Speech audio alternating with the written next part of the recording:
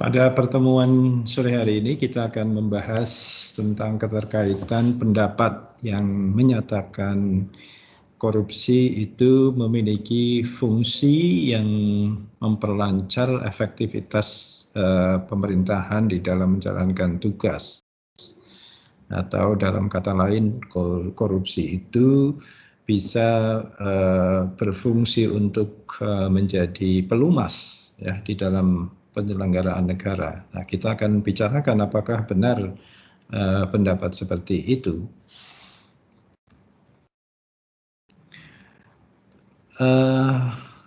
Di dalam konteks pembahasan tentang apakah benar bahwa korupsi itu bisa menjalankan fungsi sebagai pelumas pelaksanaan penyelenggaraan negara, ada beberapa pokok kontroversi. Ya. Yang pertama adalah pertanyaan tentang apakah korupsi itu punya sisi yang positif. Ini general conception untuk bisa menjawab kontroversi tadi. Apakah korupsi itu sebenarnya punya hal-hal yang bisa bersifat positif, utamanya dalam konteks penyelenggaraan negara. Kemudian yang kedua, apabila ada sisi positif tersebut, apakah sisi positif itu bisa mengkompensasi kerusakan yang ada pada sisi negatifnya? Itu artinya dalam degree tertentu mungkin apakah kita bisa mentoleransi adanya korupsi itu? Kalau memang jawabannya adalah iya, sisi yang positif bisa mengkompensasi kerusakan pada sisi yang negatif. Kemudian yang ketiga, pertanyaan juga berkaitan dengan alat apa saja yang bisa digunakan untuk melakukan judgement. Jadi apakah suatu tindakan itu secara moral dan etika bisa dibenarkan? Tindakan satu atau seorang pejabat negara itu bisa dianggap sesuatu yang wajar atau tidak, itu berdasarkan kepada judgement atau indikator atau benchmark seperti apa. Kemudian yang keempat, haruskah semua negara memiliki parameter yang sama? Artinya satu perbuatan dimanapun letak negara tersebut bisa dikategorikan sebagai tindakan korupsi atau tidak. Atau apakah suatu kegiatan atau tindakan itu di satu negara bisa jadi dianggap sebagai korup, sementara di negara lain mungkin tidak harus dianggap korup. Ya, ini adalah kontroversi yang juga sering mengemuka di dalam keterkaitan topik tadi. Kemudian yang kelima adalah bagaimana jika korupsi itu diperlukan di dalam kondisi tertentu. Jadi misalnya kalau ada satu persoalan itu buntu sama sekali dan mengakibatkan kerusakan sangat luar biasa kepada masyarakat, bisakah misalnya satu pejabat publik itu melakukan hal yang menurut hukum itu bisa dianggap sebagai korupsi, ya. Nanti akan kita bicarakan misalnya kalau satu daerah itu tertimpa oleh satu bencana dan kemudian tidak bisa daerah tersebut memerlukan bantuan dari pemerintah pusat, tapi pemerintah pusat katakanlah oknum atau pejabat-pejabat yang berkorelasi dengan bantuan tersebut tidak mau memberikan bantuan kecuali kalau mereka itu mendapatkan kickback. Nah, pertanyaannya adalah apakah seorang kepala daerah misalnya yang melobi ke pusat agar daerahnya diberikan bantuan, lalu terpaksa mengiyakan adanya kickback atau suap kepada para pejabat kunci di pusat, itu bisa dikategorikan melakukan tindakan korupsi atau tidak. Dan yang keenam, dapatkah kita memiliki parameter untuk menilai hal yang seperti itu? Ya. Kira-kira kalau Anda menjadi seorang bupati, lalu kemudian Anda memiliki persoalan di daerah, rakyat Anda menjerit, ya, lalu kemudian pemerintah pusat tidak mau membantu kecuali harus mengeluarkan biaya entertain misalnya, ya, yang mau tidak mau itu kalau dari sisi hukum formal barangkali bisa dikategorikan sebagai tindakan yang korup. Lalu apakah Anda harus tetap membiarkan misalnya warga negara atau warga daerah Anda menderita karena Anda tidak mau nanti disangka sebagai koruptor, ya, atau Anda mau melakukan misalnya tindakan yang sebenarnya itu bisa dikategorikan sebagai korupsi, tapi terpaksa harus dilakukan agar supaya rakyat di daerah Anda tidak semakin lama menderita misalnya. Nah, ini adalah pokok-pokok kontroversi yang seringkali muncul di dalam pembahasan apa sebenarnya peran dan sisi yang mungkin sering dipersepsikan sebagai sisi positif dari korupsi tersebut. Nah, sehingga di dalam konteks diskusi hubungan antara korupsi budaya dan juga pembangunan, itu kita kadang-kadang memiliki dua kubu yang saling terkait atau saling bertentangan satu sama lain. Pada satu sisi itu ada kubu moralis dan pada sisi lain itu ada kubu revisionis. Ya. Kubu moralis itu pada prinsipnya membuat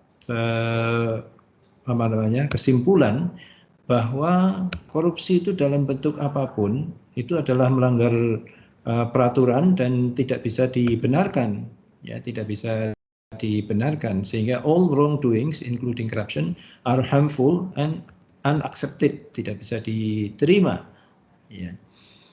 Nah, sedangkan kubu revisionis itu memandang bahwa korupsi itu bisa berkontribusi dalam beberapa aspek untuk memperlancar pembangunan, terutama pada daerah-daerah atau negara-negara yang sistem pemerintahannya itu tidak efisien. Ya. Jadi menurut kubu revisionis, korupsi dapat dianggap dapat membantu untuk mempromosikan pembangunan ekonomi yang umumnya diperlukan untuk mempertahankan kapasitas pemerintah untuk menjaga legitimasi dalam menghadapi perubahan sosial.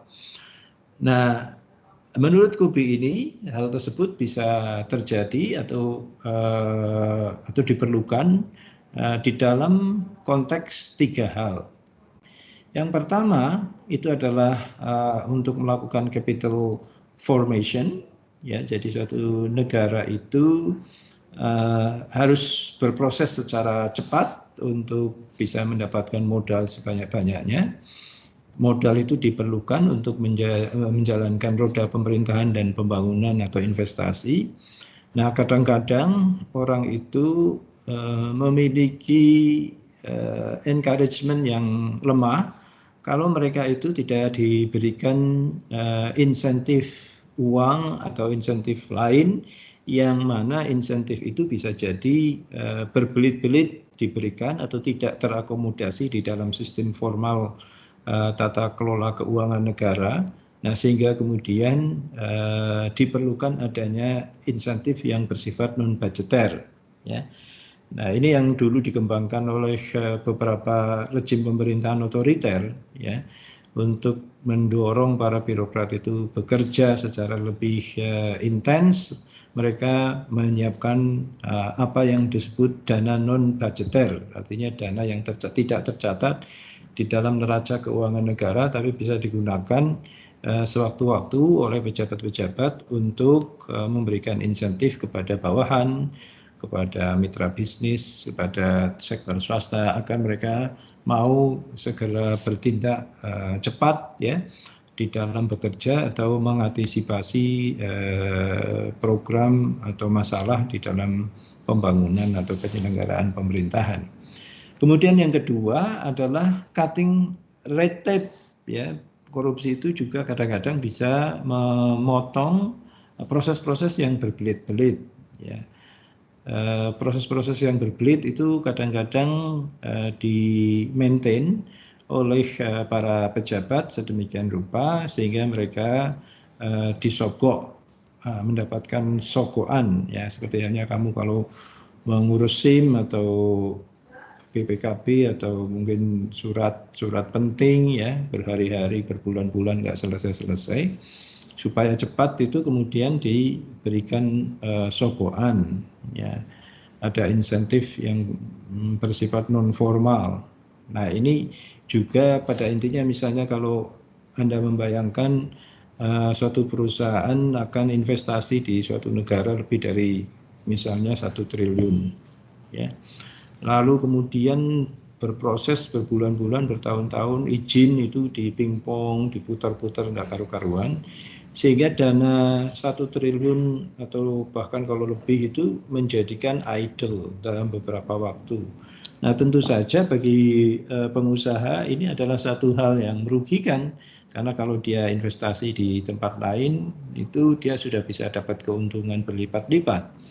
Nah, sehingga untuk menghadapi ini dilakukan cutting red tape. Jadi mereka menyuap pejabat-pejabat sebenarnya, atau extortion lebih tepat, itu memberikan insentif agar perizinan-perizinan yang seharusnya sudah keluar itu bisa segera dikeluarkan. Nah, ini dalam konteks legal formal itu bisa dikategorikan sebagai tindakan korup, ya, mereka menyuap. Tapi kalau tidak disuap, lagi-lagi tadi investasi tidak bisa berjalan, dan itu merugikan bagi kepentingan perusahaan, dan tentu saja juga pada akhirnya akan merugikan kepentingan publik, yaitu konsumen dari perusahaan itu, vendor, atau juga tenaga kerja yang tidak segera kunjung mendapatkan pekerjaan, dan seterusnya. Kemudian yang ketiga, ini juga berkaitan dengan entrepreneurship dan insentif, ya. Jadi korupsi itu kadang-kadang bisa berfungsi sebagai carrot, ya, sebagai insentif atau kompensasi bagi mereka yang susah untuk bekerja secara linear. Lalu pada mereka itu disediakan insentif yang sebenarnya itu bisa dikategorikan korup, seperti tadi. Kalau investor itu harus kehilangan waktu sekian lama mengurusi perizinan yang nggak beres-beres, lalu daripada mereka rugi lebih lanjut, ya akhirnya diberikan insentif atau pemberian-pemberian untuk para pejabat itu, ya. Nah, ini adalah merupakan hal yang kontroversial, tetapi menurut kubu revisionis itu bisa dibenarkan sepanjang memang tidak ada jalan lain, ya. Tentu saja Anda atau kita bisa punya pendapat yang berbeda, ya, tapi ini menurut kubu mereka yang berpendapat secara revisionis. Kemudian menurut kubu revisionis, korupsi itu juga diperlukan karena dapat mendorong national integration, ya. Menurut mereka bisa jadi satu negara itu bisa terpecah kalau tidak ada proses oiling the wheel of government machinery, ya. Misalnya yang pertama itu bisa jadi ini yang terjadi misalnya di daerah-daerah konflik, ya. Di daerah-daerah konflik itu para elit lokalnya seringkali mereka itu semena-mena mengembangkan isu disintegrasi, lalu kemudian tidak mereka berhenti kecuali kalau diberikan uang oleh negara misalnya, ya. Di dalam konteks legal formal itu jelas korupsi, suatu pemberian yang bersifat private dari resources publik, ya. Tapi kalau mereka tidak berhenti menyuarakan disintegrasi, maka negara akan pecah, ya. Nah, sehingga menurut kubu revisionis, ya, itu diperlukan karena korupsi bisa menjaga persatuan nasional. Nah, dalam konteks ini juga kubu revisionis itu menyatakan atau berpendapat bahwa kapasitas struktur politik di banyak negara yang kurang berkembang untuk mengatasi perubahan dan seterusnya itu seringkali dibatasi oleh kelemahan institusi baru mereka, ya, yang walaupun mungkin tersentralisir, ada kekuatan yang terpusat, tapi ada fragmentasi kekuasaan yang menyebabkan elastisitas kekuasaan itu menjadi tidak optimal. Nah, pada situasi yang seperti itu, kemudian dengan gampang negara tersebut menjadi terpecah belah, ya, sehingga diperlukan adanya tindakan-tindakan yang ekstra konstitusional atau ekstra ordinary atau out of law, seperti juga memberikan insentif yang sebenarnya itu bisa dikategorikan sebagai korupsi, seperti tadi saya sudah contohkan. Jadi ada dilema-dilema yang di dalam real politik itu tidak bisa sama sekali hitam putih. Nah, misalnya kalau kita bicara tentang kasus, ini ada beberapa kemungkinan yang serupa dengan penjelasan yang sudah diberikan tadi. Misalnya bila ada orang memberi uang kepada politisi supaya mereka mengesahkan undang-undang perlindungan difabel. Ya, kita mengetahui misalnya orang yang cacat ya itu tidak tercover oleh perlindungan formal. Lalu kemudian para pengambil keputusan, para politisi itu cenderung enggan ya membuat keputusan itu karena mungkin tidak dianggap menguntungkan secara politik. Lalu agar bisa disahkan, agar para difabel itu terlindungi, terfasilitasi, maka terpaksa ada orang yang dermawan katakanlah memberikan uang sogok kepada politisi agar segera mengesahkan undang-undang tersebut. Nah, kira-kira kalau hal seperti ini menurut Anda korupsi atau tidak? Ya, silahkan Anda berpendapat di WA Group. Kemudian yang kedua misalnya, bila seorang birokrat itu melakukan upaya untuk mengakali administrasi untuk membantu pembangunan infrastruktur daerahnya yang rusak. Nah, ini apakah juga bisa dikategorikan sebagai korup? Ya. Misalnya kalau Anda menjadi seorang hakim, lalu kemudian berhadapan dengan kasus seperti ini, apakah Anda akan menghukum birokrat ini sebagai koruptor? Ya, jadi misalnya ada skema di dalam APBN atau APBD yang tidak mungkin misalnya dilakukan alokasi anggaran untuk mengatasi infrastruktur yang rusak misalnya. Katakanlah misalnya satu jaringan jalan yang itu adalah milik dari pemerintah pusat, jalan tersebut kemudian rusak bertahun-tahun dan pusat tidak mau memperbaiki, maka kemudian bupati atau wali kota di daerah di mana jalan itu berada, dia mengakali APBD-nya untuk membiayai jalan tersebut.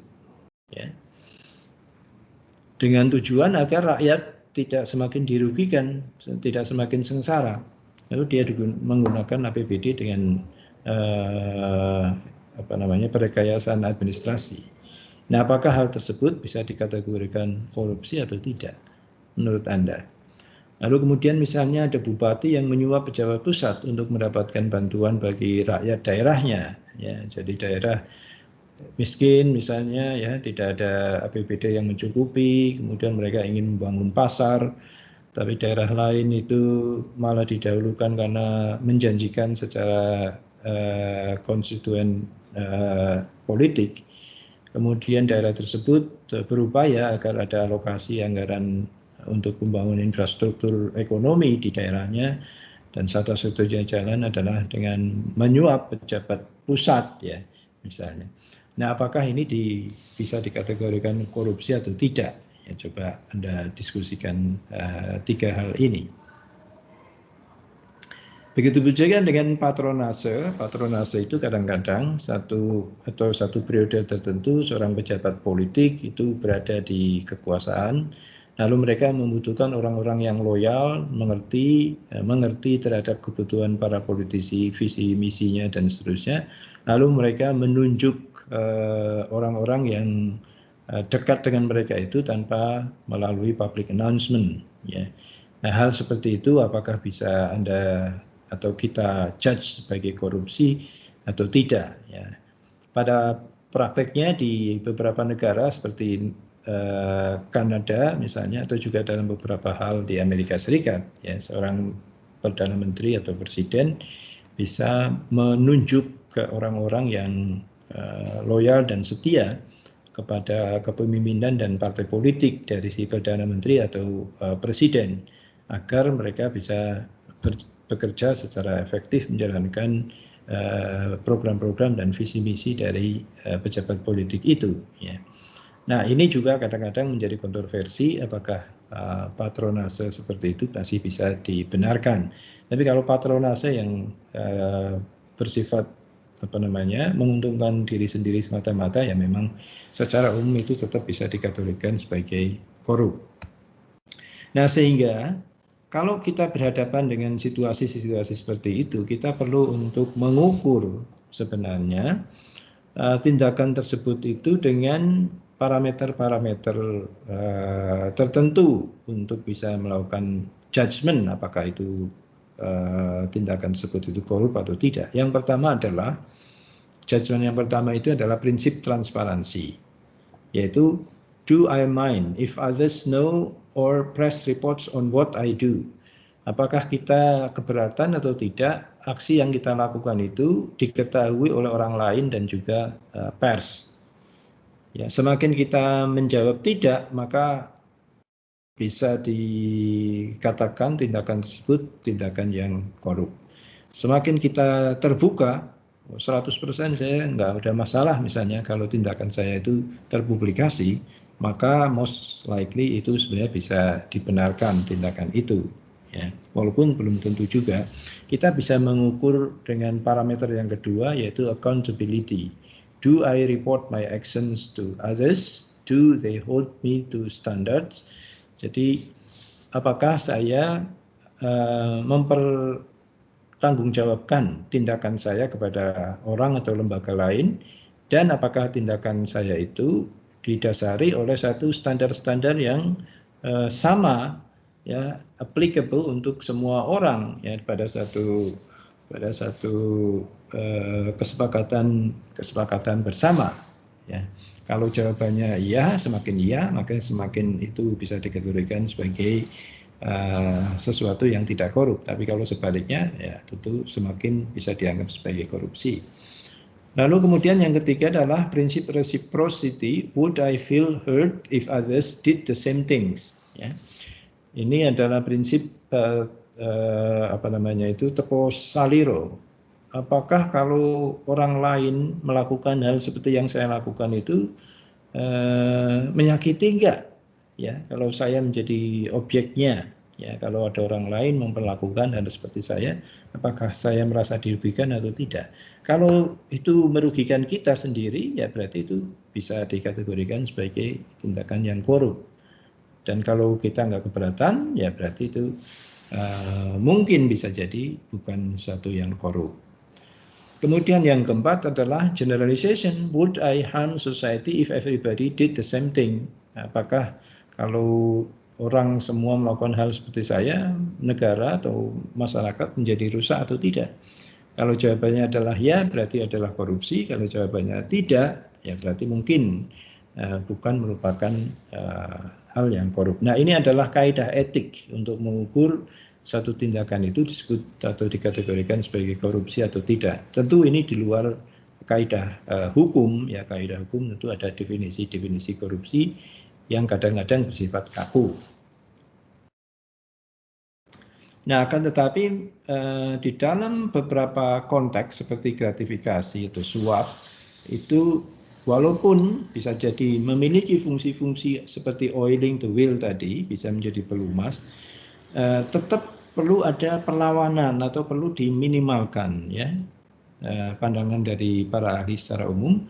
Karena yang pertama, mestinya ya kalau kita bertindak sebagai profesional itu tidak perlu ada insentif berupa uang ataupun hal lain di luar apa yang semestinya.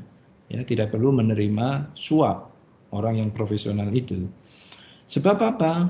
Kalau suap itu dibenarkan, maka lead to expectation of different treatment. Ya. Kalau suap itu dibenarkan, maka orang itu akan cenderung mengistimewakan mereka yang memberi suap. Sementara mungkin ada orang lain yang tidak bisa atau tidak mampu memberikan sesuatu, padahal dia betul-betul membutuhkan bantuan atau juga otoritas atau izin atau apapun dokumen dari kita, dari para pejabat. Ya. Lalu yang ketiga itu tentu mengarah kepada abuse of authority, create a sense of entitlement. Ya, orang yang terbiasa menerima insentif berupa suap tadi, tentu dia akan membuat-buat hal-hal yang melanggengkan proses suap tersebut pada akhirnya, yang menjadi tradisi yang tidak berujung. Lalu yang keempat, can add up to substantial amounts of money, dan juga tentu saja ini bisa mengarah kepada pengkayaan diri sendiri yang jumlahnya tentu kalau setiap hari berkumpul ya akan besar, dan itu menjadikan negara menjadi justru tidak efektif, ya, menjadi mahal pelayanan publik dan seterusnya. Yang kelima, may lead to more serious forms of corruption, dan pada akhirnya itu akan menggurita menjadi satu gunung es yang membesar setiap saat, ya, menjadi korupsi yang serius. Dan yang keenam, contrary to democratic ideals, bertentangan dengan prinsip ideal demokrasi yang mestinya fee for service itu bersifat free, ya. Tidak boleh orang itu diberikan layanan lalu ada judgement yang sifatnya itu highest bidder, orang yang bayar mahal diutamakan dari orang yang tidak membayar.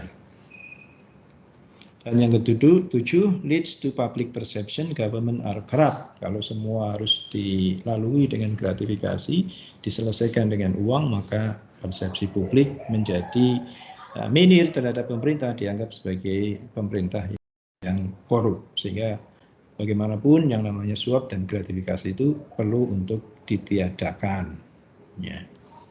Itu saya kira secara umum, ya, diskursus tentang bagaimana keterkaitan antara korupsi dengan pelaksanaan pembangunan atau pemerintahan yang kadang-kadang selalu menjadi kontroversi dalam kehidupan satu negara.